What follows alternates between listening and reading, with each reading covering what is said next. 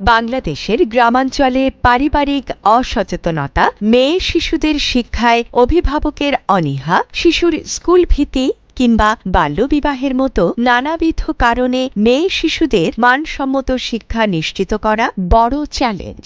2019 সাল থেকে হ্যাম্পেল foundation O save the চিলড্রেনের অংশীদারিত্বে এবং ফ্রেন্ডশিপ ও ক্যাম্পির সহায়তায় এম্পাওয়ারিং গার্লস থ্রু এডুকেশন ইজিই প্রকল্পটি মেয়ে শিক্ষার্থীদের প্রাথমিক থেকে মাধ্যমিক বিদ্যালয়ে ভর্তি হওয়ার ক্ষেত্রে সকল বাধা দূর করে 21 শতকের দক্ষতা বৃদ্ধি করে মানসম্মত শিক্ষা নিশ্চিত করার লক্ষ্যে কাজ করে যাচ্ছে। প্রত্যেক স্কুলে আমার মতো একজন করে এডুকেশন ফ্যাসিলিটেটর স্কুলের ক্লাসের আগে বা পরে 2-3 জনের গ্রুপ করে ট্যাবের মাধ্যমে এবং প্রজেক্টর ব্যবহার করে কন্টেন্ট ব্যবহার করে শিশু শিক্ষার্থীদের পাঠ গ্রহণে সহায়তা করি।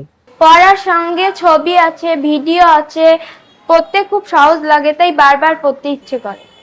আগে তো স্কুল যাইতে চাইতো না, এখন খুব লেখাপড়ায় উৎসাহী, এখন স্কুল যাইতে চায়।